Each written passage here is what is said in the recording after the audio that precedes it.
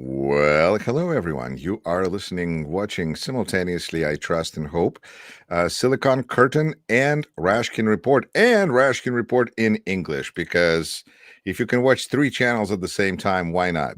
Subscribe, hit like, do all the things that polite people do in good company, and we're going to continue our ongoing, soon-to-be long-running series, Rashkin and Fink, where Jonathan Fink and myself talk about what's going on with a perspective being that I was born in the former Soviet Union. I originally from Mordor. I was born in Moscow, and I live most of my life in the United States. In fact, I'm a local elected official here in the great state of Wisconsin.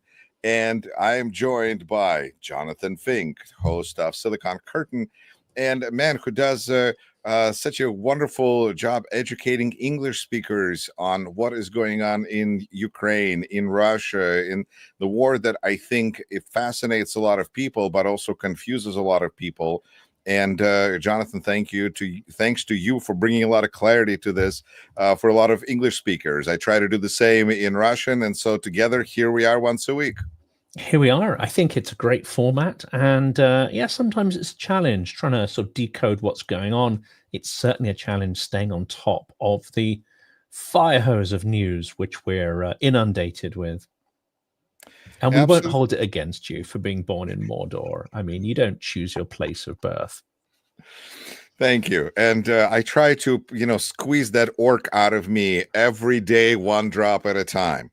But that's how we are. In the meantime, here in the United States, everything is now appears to be being tested through this lens of, is President Donald Trump trying to distract our attention from the Epstein case? And this can be something as simple and used to be fun. Let's take citizenship away from an actress we don't like. Ha ha ha ha. This is going to be great. No, this is a distraction. Okay, not working. What about we're going to try to test Alexandria Ocasio-Cortez for her IQ? And at the same post say that Trump passed that exam perfectly. How can you do an IQ exam perfectly? I don't even know. But didn't fly anywhere either, because that's a distraction. And he tried to announced that the team of a football team, American football, should be Redskins and nothing but Redskins, knowing that it's going to be deeply offensive. This is not a new issue. Didn't go anywhere because it's Epstein. So it's hard. And one wonders where this will go, because he's not going to stop until he finds something that genuinely distracts. Because this seems to me, it's quite interesting, because many people thought that there was no point at which, MAGA cultists would break with their cult idol. There was no issue which they would part company. But of course, Iran has really tested some of their loyalty. And now Epstein, this seems to be the break point. It's like, you promised us the details. And if you don't deliver them, then you're part of the deep state. This seems to be a curious inflection point for many in MAGA. Do you have a way of explaining that? Because I find it actually confusing. I find it very interesting and I guess almost revealing on several levels. For starters, I see the Democrats in the United States apparently have been speaking about the wrong thing because they've been concerned about policy. And we see that MAGA Republicans are really at the level of emotional concern over a criminal case of terrible crime, but that affects a small group of people. And Democrats have historically been kind of more about policy, which affects a greater number of people by definition. Missing the boat that one particular case has become the binding conspiracy of the MAGA movement. And in fact, now the Democrats all of a sudden caught on to this fact. They're voting at every opportunity to make this case come to, the light and to reveal all the information, which is kind of suspicious at first, especially for MAGA types, because they thought that this was the list of all the evil Democrats, starting with Bill Clinton. But it turns out the Democrats are like, please take Bill Clinton. This is great. Is there anybody else on there? Let's clean the house. And so there isn't much, resistance from that side of the aisle.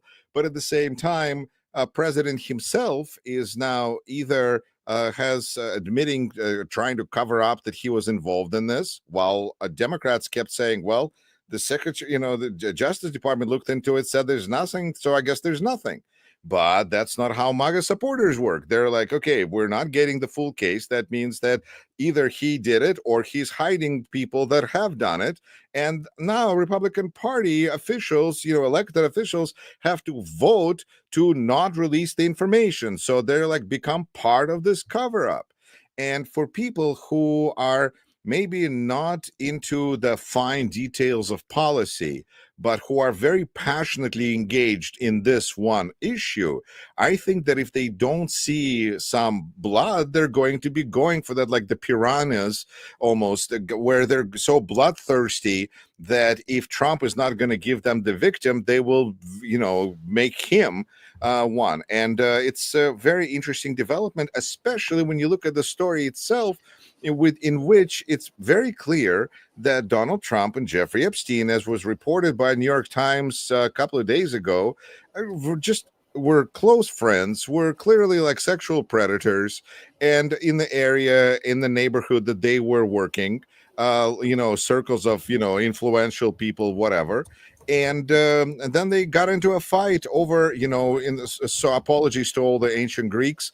This was not over a woman. This was about a piece of real estate. And they couldn't figure out what to do with the real estate. And so they became enemies. And after that, Jeffrey Epstein started having problems with law. Before that, when he was friends with Trump, no problems. Now he's enemies with Trump, now problems start. And then when Trump becomes president in 2019, Epstein dies in a prison cell. So, I mean, like, if you think about it, Donald Trump is the one who should be really concerned about this coming to light. And his crowd is just so decided that, Trump himself barely talked about this, but people around him built careers and out of talking about this conspiracy. So they are very vested, and their credibility, it depends on them doing something about this. And now we get to watch this next act of the show where Republican politicians get to pick, are they with their base or are they with their cult leader? And that's a very difficult decision for them to make. And so far, they're, it's a personal choice. And there's two angles which I find especially interesting. Now, apart from all the detail that's coming out or may come out, which I think is going to be fascinating, there are some little subplots going on, which I think are incredibly curious. One, of course, is the Democrats. Well, maybe this isn't quite so surprising. They've been quite passive throughout, Trump's administration so far, given the challenges to rule of law, given the challenges to the very foundations of democracy. There's far less pushback than one would hope. There's not none, but there's less. In this instance, maybe it's a good strategic choice to just hold back.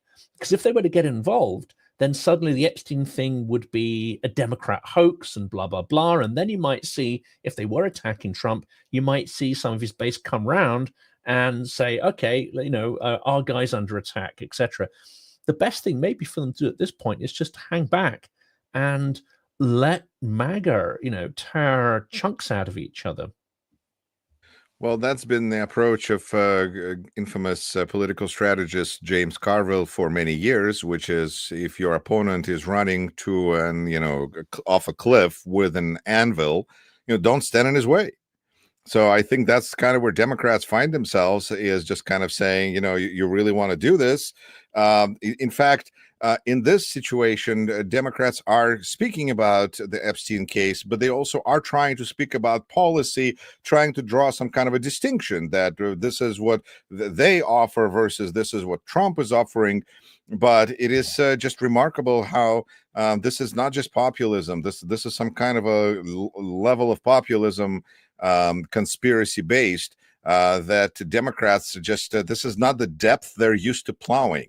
So it'll be curious to see how they will look to motivate the people that they, because those are voters, they're customers. So maybe there's a conspiracy, well, I don't know, a way to tell the truth to people that support Trump that would maybe just explain the story about Epstein. That would make that would allow Democrats to connect with those common folk that apparently they just can't interest in politics by saying you're going to lose your health insurance, you're going to lose your savings, retirements, attack, whatever. No, no, no, no, no. But like this case, that's where, it makes me think of Star Trek 5, where Captain Kirk is on some planet and he's fighting this alien and he's punching him and punching him, and it's not working. And then at one point he kicks him in the knee and the alien just bends over and falls down. And he says, like, what happened? And Spock says to him, not everyone has testicles in the same place. So this is just one of those perhaps situations where Democrats miss the testicles. That's a lovely piece of analysis there. And another place of, where are the testicles is the other subplot, which is curiously J.T. Vance meeting with Rupert Murdoch at the same time as it seems they're trying to sort of polish him up, as it were, make him look a little more viable as a serious politician. And days later, Trump goes to war with Rupert Murdoch. I mean, this is quite extraordinary. I mean, everyone predicted pretty much Elon Musk falling out with Trump. And that seems to have actually only had blowback onto Musk. It doesn't seem to really have damaged Trump at all, or dimmed his popularity with his base. It's Musk who's really, star has dimmed significantly. This time, however, he's taking on the most powerful, arguably media mogul in history, the man whose networks helped to create Trump as a political phenomenon. He's going to war with him. I mean, who's going to win this one? And why is he doing it? Because it seems pretty crazy. It does. But then again, how do you describe what Rupert Murdoch is doing when he owns the Wall Street Journal and Fox News? That's pretty crazy too. In Russian language, there's a word, actually, I think comes from Ukrainian story, zhabogadyuking, where you have a frog fighting a snake, and it's just nasty and horrible. You don't really care who is going to win, and it's just an all, may they, get rid of each other. And in this situation, we see whether it's Musk or Murdoch, both of them. I'm saying I think that audience of these channels should kind of appreciate this. I think have a pretty strong connection to Kremlin. And so to think that this kind of information that is being released at a moment when, Donald Trump is seems almost invincible, but Elon Musk decided to press the button because I guess this is part of that Jabba when the frog attacks the snake, and he decided to release information that he had on Trump and suggested, interestingly, two things. Elon Musk suggested the situation with Sergio Gore, and second, he suggested the Epstein case. So two of those bombs or grenades were tossed into the fire, and then to see what's going to blow up, and they blow up differently. Interesting, I don't think that Elon Musk is in as better shape as one might think, because I just saw a news bit that said that after reviewing the contracts for whether they're essential or not, NASA and basically Trump administration made a decision that they can't get rid of it. Like that Musk really has a lot of control over the space program of the United States, and so, like it or not, he's like, I guess he's going to remain the wealthiest man in the world, and that's going to continue to be problems for Trump. And Murdoch is really an interesting case because he has money.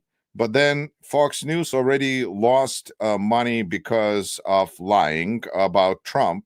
So I would suspect that in a case, they will argue that this is unreliable news source and horrible. They already have a track record of losing in court. But I'm not an attorney and I don't play one on TV. But I think that Trump thinks that he's going to make Murdoch's life miserable by having him sit in for depositions and do all sorts of painful things that any 93-year-old man would love to do on his, instead of playing golf, I guess. So I think that Murdoch is also a very important test case for press freedom, because what they published is information that, according to, I believe, Julie Brown, is just tip of the iceberg. So, and Trump is very concerned about making sure, I guess, that the rest of the iceberg doesn't show up over the water.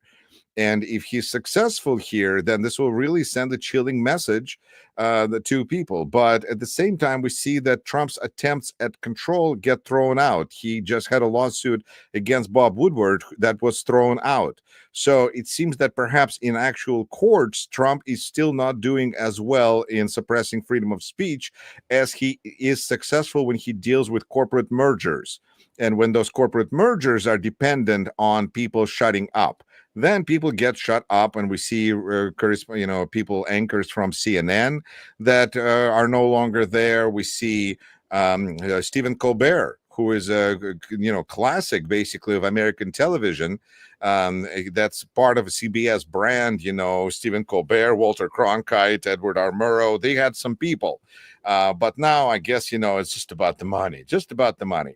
I think for those people that think it's just about the money, Stephen Colbert is from South Carolina. And you know who's from South Carolina, Jonathan? Lindsey Graham. And I think that could be a very nice opportunity for Stephen Colbert to stick it to Trump, and then who knows where he'll go if he gets elected to Senate.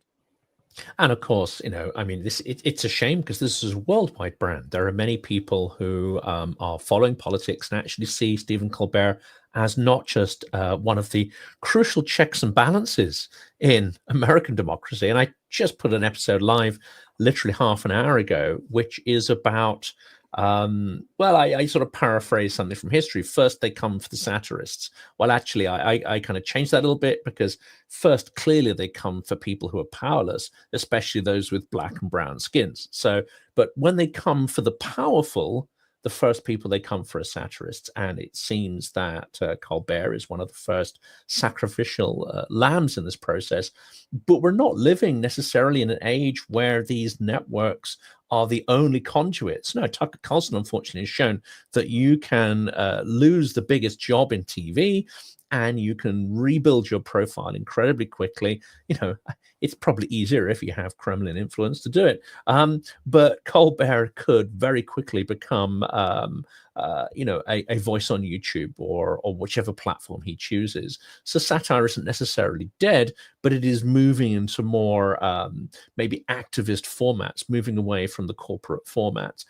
But also, even though television is a dying medium, I think there's still a tremendous amount of prestige to being number one talk show host at that space. And just, it really is a kick in some kind of testicles. And I just think that Stephen Colbert is going to recover from this, and and Trump is going to regret, or Republican Party or whoever there is going to regret having pushed him out of entertainment this way. But yeah, he'll be fine. I think he'll make money either one way or another. And I suspect that he'll live comfortably in this country or any. And of course, I draw the parallels to what happened in 1990s, late 1990s, early 2000s Russia. And of course, there, people who didn't conform with the new media environment weren't fine. They had to leave the country. They had to leave the networks, which were taken over by oligarchs. And there's some sort of patterns going on here, which is using instruments of corporate capitalism, but also using compliant oligarchs to take over networks and then strip them out of, starting with humorists and satirists, and then moving on to controlling the news formats. This is not unlike that. One of the earliest casualties was a satirical cartoonist of the Washington Post, which is owned by Jeff Bezos. So again, we see a process here of getting oligarchs to be compliant, to obeying in advance. The point I made is you don't have to give an explicit order. You don't have to write it down. All the tyrant has to do is give whispers and intimations, or just sort of, be heard saying when people pass him, who's going to rid me of this turbulent satirist? And then off it goes. If corporates are going to comply in advance, then we're halfway to an authoritarian regime. I can't argue with anything you said. I think that that's the pathway, and the challenge is, like, what do you do and how do you do it? Because I keep finding, as I read news reports, that people are trying to operate kind of like, well, we should do better in the next elections.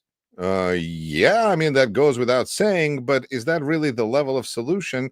And I'm not saying what the solution is. I'm just saying that the problem that we have right now, this was just 6 months of Trump. Do we want to like give this another, like what's going to happen? And it's not necessarily in our control. And just kind of a take, like a perspective. I was at a park here in Wisconsin and saw a sticker on the garbage can that said, "This is fascism. Start acting like it."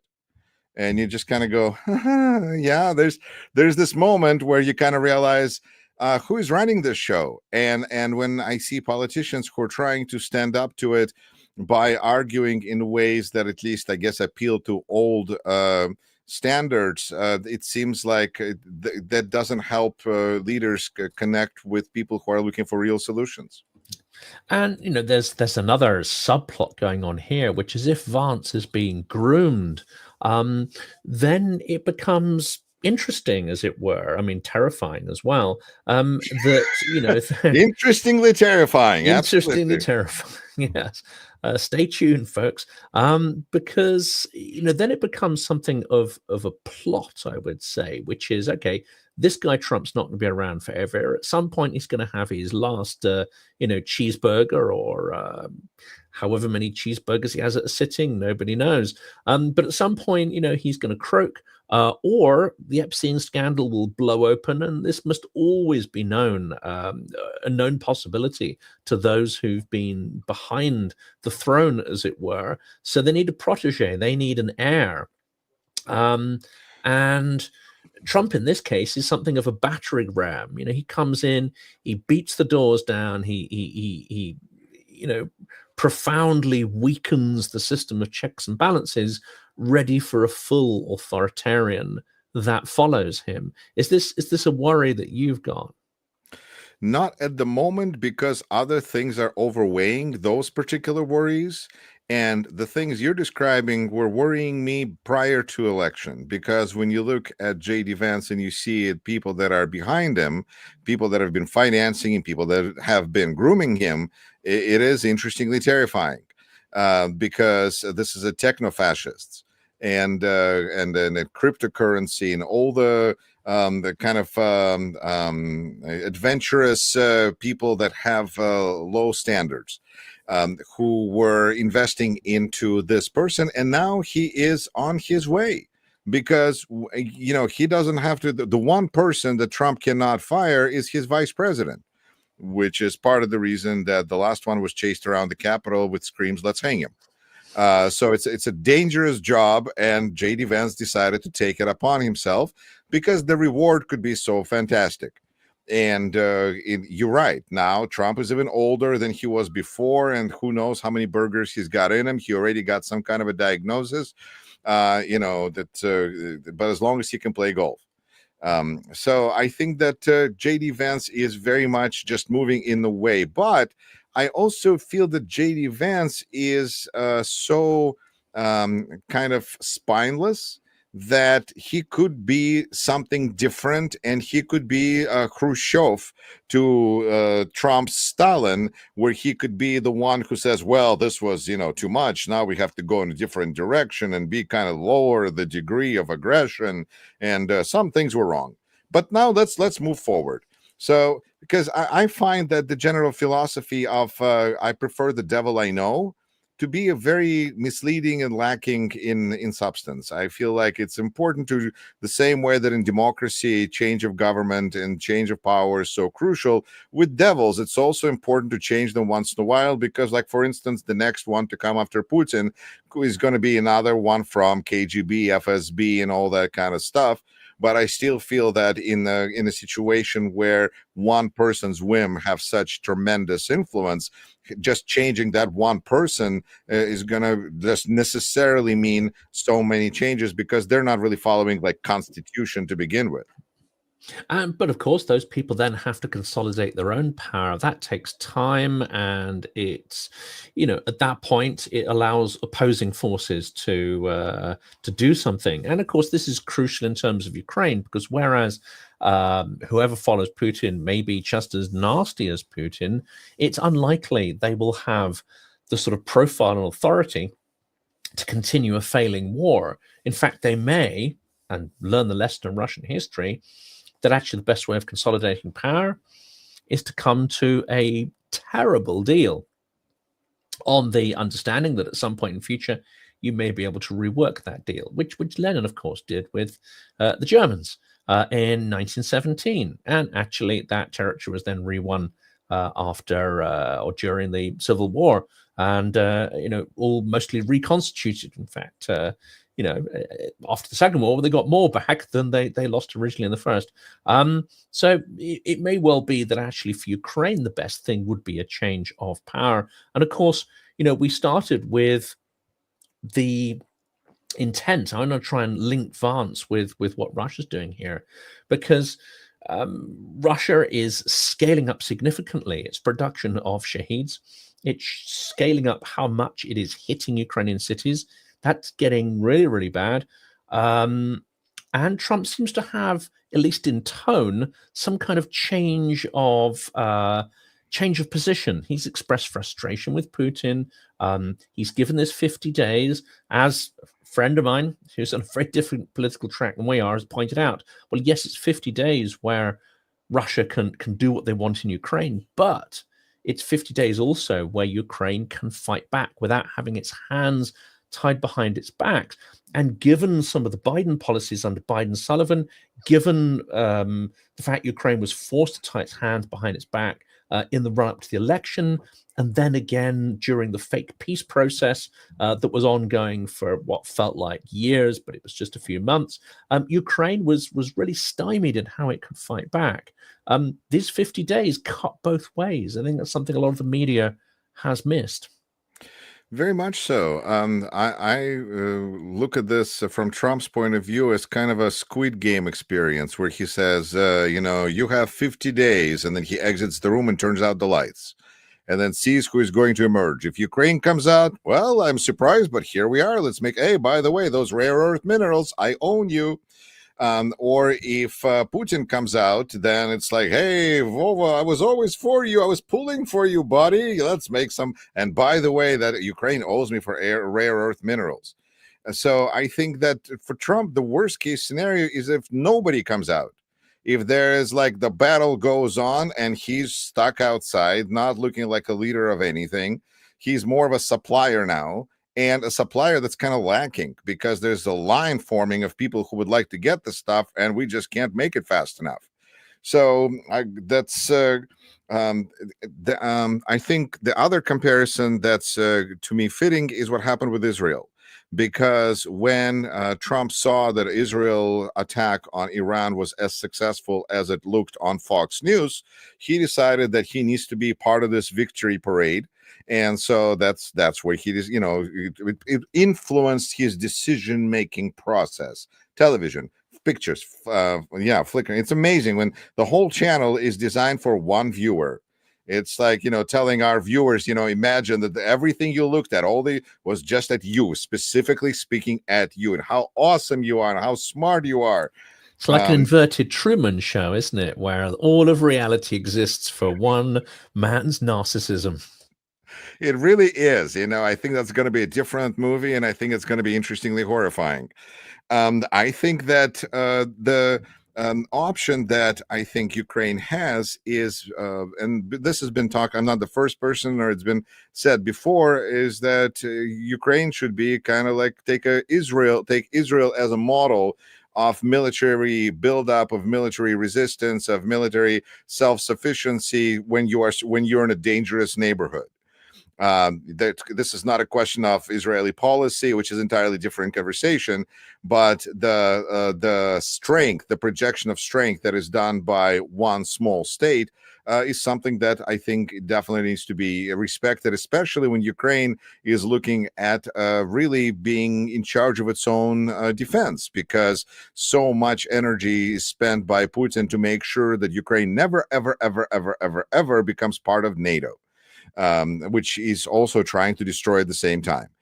So that means that Ukraine needs to be take example of another state, Israel, that uses its strength. And when we see that this administration is now interested supposedly in Ukrainian drones, To me, that sends a very good signal that, yeah, I think Ukraine is starting to get there.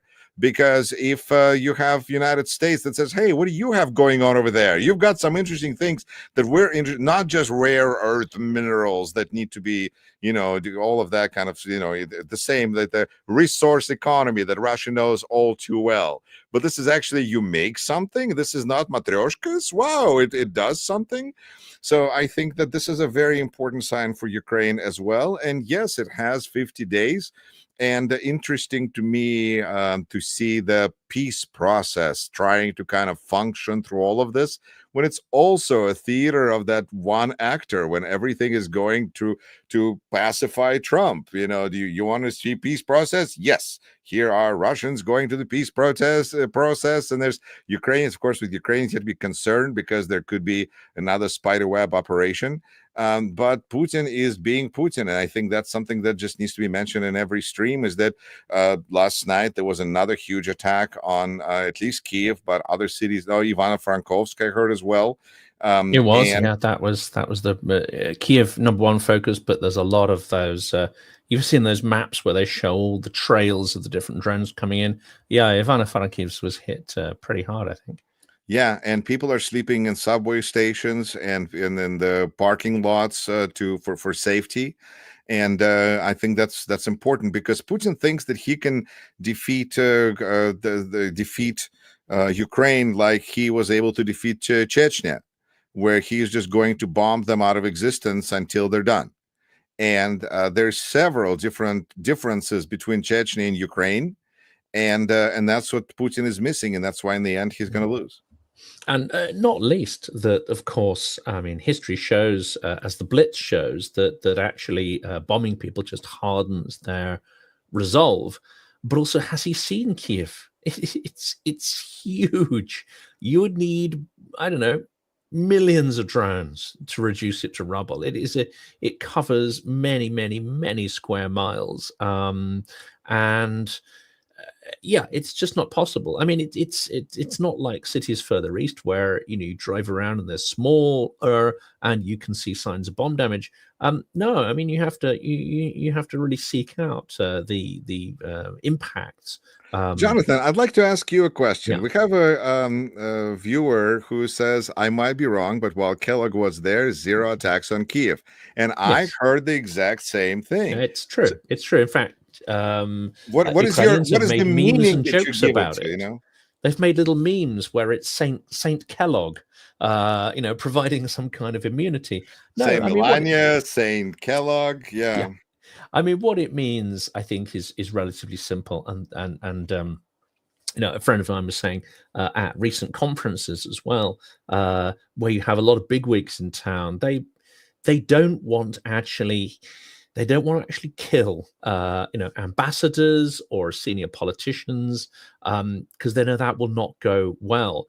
They certainly don't want to harm or kill the US envoy, because again, I think they understand that would be going too far and it would not be in their interests.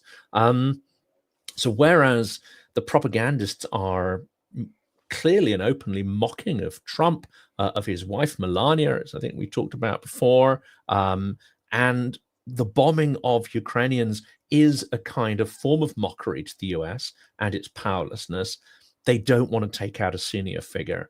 That would be a calamity, I think, for Putin's strategy, because I'm not convinced that Trump is ideologically opposed to Ukraine. I think up to now he's been transactionally opposed to it, and like you said, he wants to pick a winner, and he hasn't had the mindset or the information or anyone telling him that Ukraine is a winner or has anything to offer him, so he's not interested.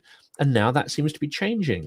Ukraine seems to have something, right? They seem to be actually, scoring some points against the big guy. This is unexpected. I mean, to anyone who's been following the story, it's not unexpected, but to him in his information sphere, it is unexpected. But yeah, killing his representative or maiming him, that would not go down well, and it could unleash quite a serious response, I think. And again, it's a form of mockery as well. When Kellogg's there, his life is worth more than any Ukrainian life. As soon as he goes, they hit again. So they find a way. They find a way to sort of mock whichever action they take. But that's my interpretation of it. Thank you. Um, Also, I guess we should spend a minute on Agent Melania, because there are people who feel like she is like a Saint Melania who is like, I don't know, the one person in the Trump household who watches the news. I don't know. But I think that what got me questioning this is listening to an interview with Trump and Epstein biographer Michael Wolff, who, while discussing different women surrounding Trump, it points out that Melania is never there. And I'm going, okay, so if she's never around and he says things attributing to her that really should be attributed to, I don't know, Director of National Intelligence or somebody like Secretary of Defense, like, Mr. President, while you are talking to Putin, he is still bombing Ukraine. None of that is happening. It's like at home. His wife pointed it out to him, and we don't even think that the wife, reasonably like is around. So why is he appealing to this magical ghost of Melania?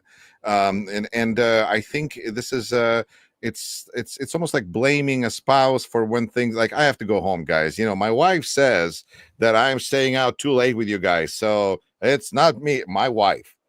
So if yeah, well, but she's hot. So that's kind of just it has this kind of a everyday locker room feel to everything he says, that I don't know if Melania is just part of his kind of a narrative, or whether he actually talked to his wife, and whether like the problem is not even that, and problem that he should be speaking to his officials that are giving this information. I mean, who knows? I mean, maybe in the brief period they have to be seen together in front of the cameras, maybe she manages to get the odd sarcastic comment in here about his extreme weakness and how he's being thoroughly mocked. I mean, she might actually enjoy that. That could be, if she wants to be spiteful to him, that's quite an easy target there. But this makes sense. I've seen at close quarters this strategy. Oh, so and so says, right, you got to go and tidy your room, or so and so says whatever. I don't approve of this, that, and the other. I'm fine with it, but you better be careful, because your mother doesn't like that. And then you speak to the other party, and they're like, yeah, I never said that. I don't really care one way or the other. It's it's a classic strategy. It's a strategy of bullies. It's a strategy of weakness. It's a strategy of people who don't like confrontation, but nonetheless would like to manipulate people. And so it is quite a weak and manipulative kind of strategy. Therefore, I think it's credible, because these are characteristics which he clearly has. Jonathan, what do you think about? Let's take a shift away from the personalities issues of our president to think about something more uplifting. Like, for instance, what is going on with Azerbaijan, which is like basically telling Putin to F off, and is like supporting Ukraine with words said in Russian so that Putin could understand that, like praising Ukrainian troops. What's going on? I mean, what's interesting here, again, this started a few weeks back, where Azerbaijan and Armenia, who have just recently had a minor war, let's not forget, and Armenia was explicitly not supported by Russia, whereas in the past they would have expected to be. So you've got this sense, I think, in Russia's sort of near east and south, that the empire is losing its power, its ability to project military force, its ability to influence events, its ability to really threaten behind the scenes. So it may still be threatening, but it's becoming more and more toothless and clawless. I think the first step that really was shocking, and then you had the Z patriots literally losing their minds, was Armenia saying it's going to withdraw from the Russian security architecture. Then you had Armenia and Azerbaijan starting to talk about Russia in its absence, like, okay, maybe we can agree to bury our differences, and maybe we can agree not to have Russia manipulate us into fighting each other, which weakens and divides us. Hey, let's say nasty things about Russia instead. This wouldn't happen if it was in its full imperial power. This wouldn't happen if the sort of KGB, FSB and its military was able to project the kind of threat that it's been able to in the past. this to me signifies a significant weakening of Russian power in its former imperial territories. And the very symbol of the Azerbaijani president actually being presented with, the patches and badges of Ukrainian regiments, and then saying, "Yeah, you guys are doing a good job. Keep it up." That's kind of wow. That's really, and that's a message. Not just, he doesn't just put that out there accidentally, because he would be fully aware of the repercussions of doing that if Russia was powerful. I mean, he'd be gone, quite frankly, and there'd be tanks on his border. It's absolutely fascinating what's happened there. And of course, Z patriots understand it. They're losing their minds over this stuff. They're screaming about how these countries need to be invaded and taught a lesson, but they can't do it because they're impotent. Do they really have minds? What I'd like to kind of see if you agree or not, that behind Aliyev's back, there's metaphorically three soldiers. There's the Azerbaijani army, which has shown itself to be quite capable, but also Ukrainian soldier, which is basically making all of this decrease in Russian imperial domination all over the world possible by taking the brunt of the Russian attack, all of that, but also Turkish support for Azerbaijan and the role that Turkey is playing in the region, at least. And maybe that's allowing, maybe there's some meaning to that Azerbaijan is projecting Turkish strength onto Russia. It could well be. And one wonders if there's also something going on with China, because none of these countries will want to upset China. Yes, Turkey and others have key strategic relationships, but no one wants to upset the Chinese because there's always the potential there for trade opportunities, for infrastructure opportunities, and so on. So I wonder whether China's not also playing an interesting game. Well, we've known for a long time that Turkey is playing all sides to its own benefit. It's doing the old British thing, which is, making sure powers in your neighborhood are balanced and don't get over strong and overconfident. And that's kind of, a classic kind of imperial game. But is China also playing a curious game? Is it on the one hand giving the impression that it's all out for Russia, but at the same time consolidating its own influence in Russia's backyard? And then one wonders, well, for what? It's a curious game that's unfolding. I think when it comes to China, the main statement that resonated in Ukrainian space is the statement by their Chinese foreign minister that China cannot let Russia lose. But I think that that's really ultimately what we've been hearing and saying all along, is that that's why it's important to whip Russia now so that we don't have to deal with China later.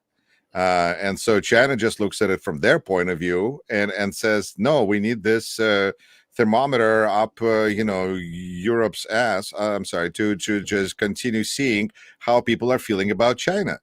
Yes. So, I mean, note, he didn't say we absolutely must help Russia to win. In that respect, it's a little bit like Sullivan doctrine towards Ukraine. Ukraine mustn't lose. No mention of victory. I mean, China will be with Russia as long as it takes.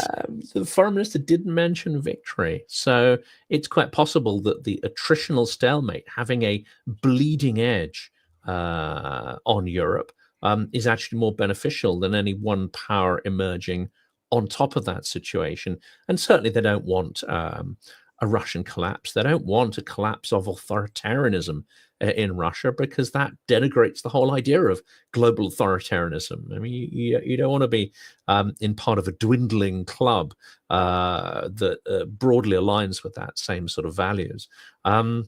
To actually even make this, even to bring it to a more recent piece of news with China that really is just what I was asked about today, that Putin is supposedly planning, being invited to go to China for military parade right at the time when the 50-day window is supposed to close, and possibly Putin will be there as well. And they're counting on Ukraine just not being there by the end of the summer, it seems like. That's a curious thing, isn't it? This is the Yalta of tyrants, which has long threatened, actually. I mean, we've had Dugin and others talking about this now for 2 years, having a sort of authoritarian summit to carve up the world between them. And Now, this loops us back to the whole Epstein thing, because Trump may have decided that 50 days, let him slug it out, squid game or whatever, but Trump may need distractions before that 50 days is up. He may need some pretty major stuff to pull the wool over people's eyes, especially as his MAGA base becomes a little bit like, or what if our guy is the deepest deep state, which is going to be interesting. So something like the invasion of Greenland may be back on the table if he needs a proper distraction. That's not where I wanted to go. I was hoping that he would just decide to help Ukraine. That would be a nice little distraction. But yeah, you're That'd right. be I mean, nice. if you can't hurt Putin, then I guess you got to invade Grenada, Panama, or Greenland, except that Greenland is part of Denmark, and Danes are allies in NATO. And that's kind of, I think, a problem. But then again, Canada seems like a great place to call a state. Except the head of state is the king of Britain, so effectively you'd be at war with Britain too. I mean, it's a little complicated. Yeah, and I love the fact that there was a recent poll that came out where most Americans don't even know why we separated from Great Britain. So people are, working through this process one step at a time. There's so many countries in the world, and I have of some them, American friends that always ask me about Harry and Meghan and whatever, and I'm like, dude, I'm a Republican. I mean, I don't give a shit about all of this stuff. I mean, I'm sure they're nice enough and they help tourism, and I wouldn't want to see them put up against a wall and shot. That's extreme. But I'm not a royalist, and I do not follow all the ins and outs. And yet, and that really perplexes some of my American friends. Like, what? How can you not? How are you a patriot? And yeah. Yeah, just if you had if that wouldn't be happening if Trump was your president.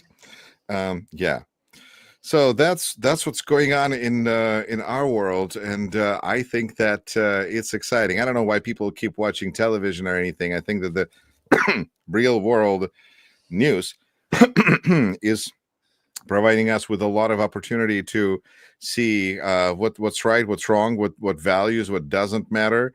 I think that I find it interesting to watch how democracy is sometimes not as important as the survival of statehood, as different concepts, freedom, how they all are competing for survival and priority in today's world. And I think that's just why it's awesome to subscribe to Silicon Curtain and Rashkin Report in English, and stay tuned and check in once a week to see what's happening, because you're doing a great job. And I try to just kind of play along, because I think English is something that I'm streaming a lot more in Russian than I am doing in English, but I'm starting to kind of move into English space thanks to you and actually a couple of Ukrainian journalists. And it's a pleasure. I think that we're helping build a bridge between cultures, and I think your viewers and my viewers appreciate it. Thank you. I think it's super, super important. Do you have a sense of where and what ethnicity your Russian-speaking audience is from, or is that a tricky thing to understand? Well, it is only tricky in the sense that a lot of Russian speakers use VPN, but if YouTube dynamics can be trusted, my number one market is Ukraine. It's about 40% of my viewers and listeners are there. And it's amazing when people are saying that I am, sheltering from a rocket attack and I'm watching Rashkin Report because I want to know what's going on. That's really awesome. I mean, it's awesome to be able to help people in this moment and to keep them company in the difficult situation. A second country, and second and third, it's usually a tie these days between Russia and the United States.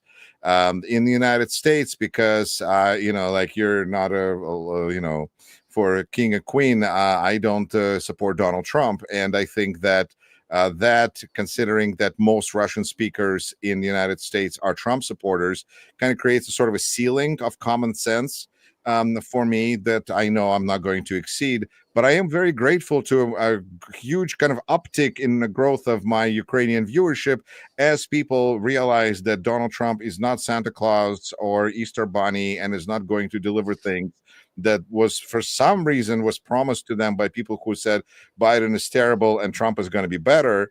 And when things didn't go well, that a lot of viewers said, hey, what about that Yuri Rashkin? He's been saying this all along. I was like, well, yeah, hello, welcome to the channel. So that's been really nice. And I think that just as, and I think there's some viewers in Israel as well. And even though my policy doesn't, my views don't line up with their government at all. But it's interesting to kind of find your language that you want to communicate in an audience, and just be yourself, and people find you. Absolutely, and as long as we are true to our perception of reality, then I think you can even carry people with you who share fundamentally different views on how politics should be shaped. And let's face it, I tried to watch some of the John le Carre stuff recently, spy thrillers, and I got halfway in one of them and I thought, hang on a second, this is so tame compared to our reality. Let's it cannot compete anymore. Exactly. And then I get to have amazing streams with people like yourself. And then in a few minutes will be my, every 2 weeks, I get together with Vitaly Portnikov and discuss, get his analysis on the world and share that with his viewers and my viewers and other great Ukrainian journalists and thinkers and Russian speakers that, there are a few that make sense from all over the world. And I like to give them a little bit of a stage on my channel. And, we all are doing as Igor Eidman, but I don't think he is the one who really said it, but he's the one that I remember it from. We all have our stretch of the front. We all have our battlefield, part of our battlefield, and you have yours, I have mine, and hopefully it creates some cover and helps some people understand the situation better. I think that clarity is the main thing that I'm trying to accomplish here, because there's a lot of people who are very smart, but if we don't have the right information, if we're looking at the wrong place the threat might be coming from, it's going to make it very difficult for us to prosper, and that's the goal. Absolutely. Well, I'm very grateful to this for the format we've created here and the fantastic information we can get out to the audience. Yuri, thanks so much. Thank you, Jonathan.